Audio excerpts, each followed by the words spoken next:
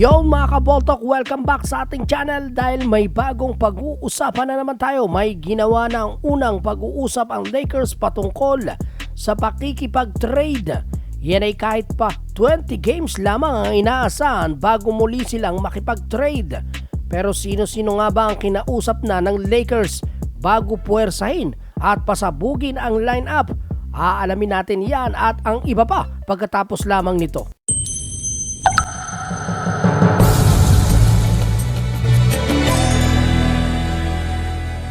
Heto na nga mga kaboltok, malakas na nga ang bulong-bulungan na muling bibisitahin ng Lakers ang trade talk nila kay Russell Westbrook.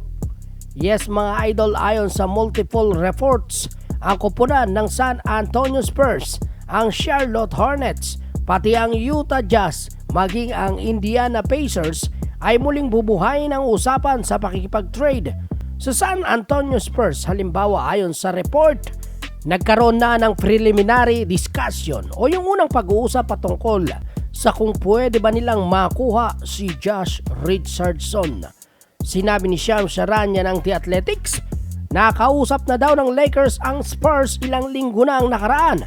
Kaya naman inaasahan na muli itong bubuhay ng Lakers, kasama na din ang Hornets at Pacers na pwedeng maging trade partner. Samantala naka-hold naman ang usapin ng Lakers para sa Indiana Pacers. Mga kaboltok, gasgas na ang pangalang yan dahil ayaw nga pakawala ng Lakers ang dalawang future draft picks nila papuntang Pacers para makuha si Buddy Hield at Miles Turner. Ngunit alam nyo ba, ayon sa rumor, ngayon ay posibleng mabuksan muli yan lalo na sa mga darating na araw. Samantala, sa Charlotte Hornets naman ay si Terry Rozier at Gordon Hayward ang dalawang pangalang idinidikit sa Lakers. Dati nang kursunada ng Lakers si Terry Rozier, ngunit sa ngayon dagsa na nga ang point guard ng Lakers, kaya may kapalit na point guard dapat kung makukuha pa siya. Ayon naman kay Shams Charania ng The Athletics, posibleng ang usapang iyon kay Rozier ay mabuhay muli lalo pa sa pagdaan ng mga araw.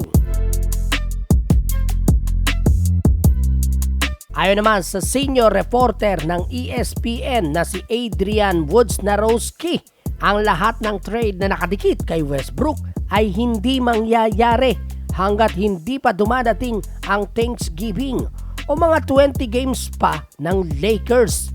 Iyon din ang oras o araw na magaling na ang injury sa kamay ni Dennis Schroeder.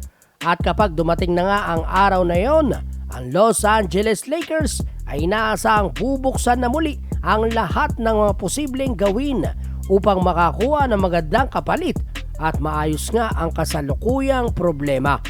Dahil kailangang gawin ng Lakers ang kanilang sunod-sunod na hakbang, kung hindi, maaari silang makaramdam ng mas matinding pressure.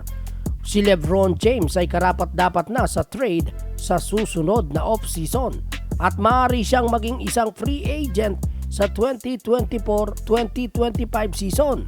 Maaari siyang sumibat palabas ng Lakers kung hindi maganda ang nakikita niya. Oo nga, at masaya siya sa California kasama ang pamilya.